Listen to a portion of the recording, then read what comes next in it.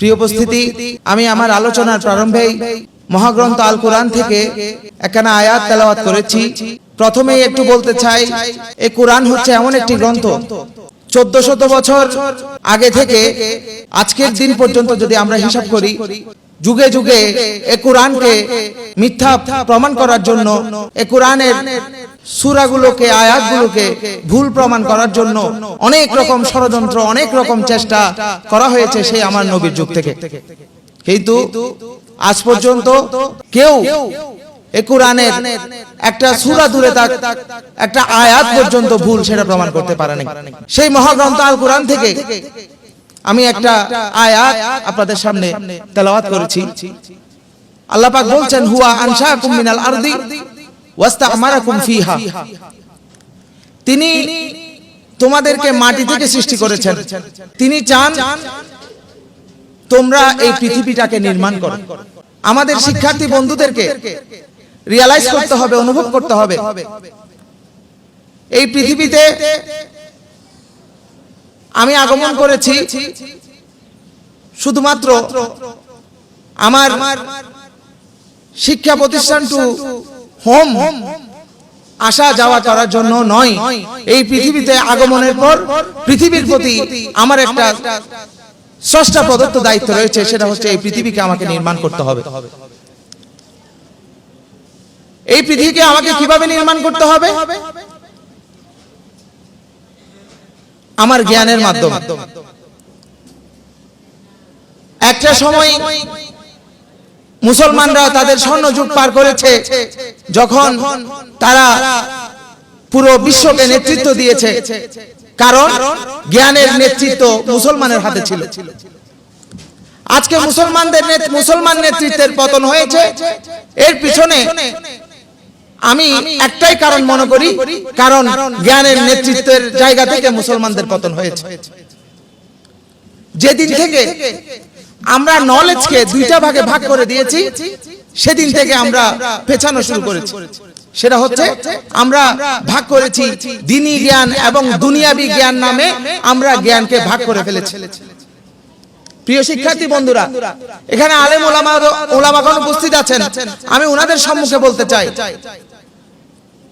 দ্বীনি শিক্ষা এবং দুনিয়া শিক্ষা বলতে কোনো কি শিক্ষা নাই, বরং সব শিক্ষাই হচ্ছে দ্বীনি শিক্ষা। একাধারে কোরআনের তাফসীর যেমন দ্বীনি জ্ঞান, ঠিক একইভাবে পদার্থবিজ্ঞানও দ্বীনি জ্ঞান। একাধারে রাসূলের হাদিস যেমন দ্বীনি জ্ঞান, ঠিক একইভাবে বায়োলজি, চিকিৎসা বিজ্ঞান, গণিত বিদ্যা, ইঞ্জিনিয়ারিং সবকিছু দ্বীনি জ্ঞান। সব জ্ঞান এসেছে আল্লাহর পক্ষ থেকে। আপনি যদি কোরআন হাদিসের পণ্ডিত হয়ে আপনাকে যেমন আলেম বলা হবে, আপনি যেমন কোরআন হাদিসের আলেম, ঠিক একইভাবে যেই ব্যক্তি পদার্থ বিজ্ঞান নিয়ে লেখাপড়া করবে, যেই শিক্ষার্থীটি বায়োলজি নিয়ে লেখাপড়া করবে, যেই শিক্ষার্থীটি ফিজিক্স নিয়ে লেখাপড়া করবে, যেই শিক্ষার্থী চিকিৎসা বিজ্ঞান নিয়ে লেখাপড়া করবে, ওই শিক্ষার্থীদেরকেও আমাদেরকে আলেম বলতে হবে। কারণ প্রত্যেকটা শিক্ষা দিয়ে আমরা স্রষ্টার অস্তিত্ব প্রমাণ করতে পারি, আর যে শিক্ষাগুলো স্রষ্টার অস্তিত্ব প্রমাণ করতে পারে সেই শিক্ষা হচ্ছে দ্বীনি জ্ঞান। প্রিয় ভাইয়েরা আমার, আজকে গতকাল এনটিভি থেকে একটা নিউজ দেখেছি, বাংলাদেশে ঢাকা বিশ্ববিদ্যালয় থেকে পাশ করে বড় বড় বিসিএস ক্যাডার হয়, বড় বড় সচিবালয়ের অফিসার আমরা তৈরি করছি, কিন্তু আমরা কোনো বিজ্ঞানী তৈরি করতে পারছি না। আজকে স্বাধীনতার এত বছর পার হয়ে যাওয়ার পরও আমরা প্রযুক্তিগতভাবে আমরা পিছিয়ে আছি, কারণ আমরা আমাদের শিক্ষার্থীদেরকে, আমরা আমাদের সন্তানদেরকে ক্যাডার বানানোর জন্য যতটুকু পরিমাণ উৎসাহিত করি, একজন সায়েন্টিস্ট হয়ে দেশ এবং জাতির জন্য অবদান রাখার জন্য আমরা কি করি না, উৎসাহিত করি না। আমাদেরকে বুঝতে হবে, আমি যদি সায়েন্টিস্ট হতে পারি, আমি যদি আমার সেক্টরে ভূমিকা রাখতে পারি, সেই সেক্টরে ভূমিকা রাখার মাধ্যমে আমি আল্লাহ এবং তার রাসূলের সন্তুষ্টি অর্জন করতে পারবো। প্রিয় বন্ধুরা আমার, আমি একটা কথা বলে শেষ করব। কথাটি হলো,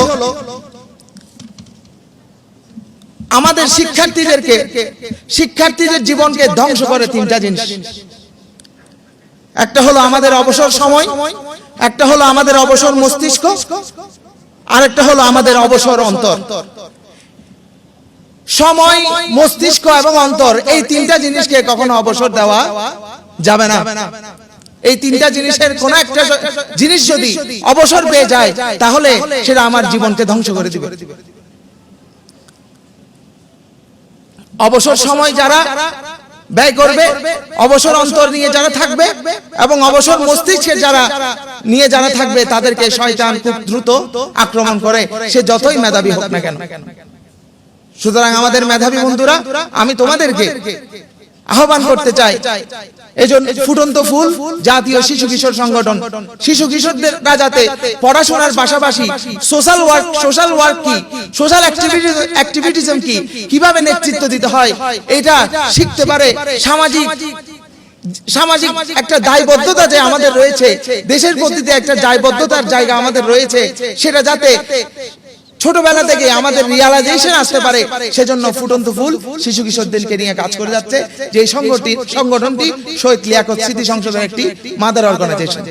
তা আমি আহ্বান করব সম্মানিত অভিভাবকদেরকে, চিরঙের প্রত্যেকটা জোনে আমাদের ভাইরা রয়েছে, আপনাদের সন্তানদেরকে পড়াশোনার পাশাপাশি ফুটন্ত ফুল এর অ্যাক্টিভিটিজমের সাথে আপনারা সম্পৃক্ত করে দিবেন। এটার মাধ্যমে তারা তাদের একাডেমিক পড়াশোনার পাশাপাশি অন্য সেক্টরের যে জ্ঞান রয়েছে সেগুলোতে তারা সমৃদ্ধ হবে। সমাজের প্রতি তারা দায়বদ্ধ হতে শিখবে, দেশের প্রতি তারা দায়বদ্ধ হতে শিখবে এবং সর্বোপরি আল্লাহর একজন সৃষ্টি হিসেবে পৃথিবীর প্রতি যে আমার দায়বদ্ধতা রয়েছে সেটা রিয়ালাইজ করবে। এ বলে আমার বক্তব্য আমি শেষ করছি। আসসালামু আলাইকুম ওয়া রাহমাতুল্লাহ।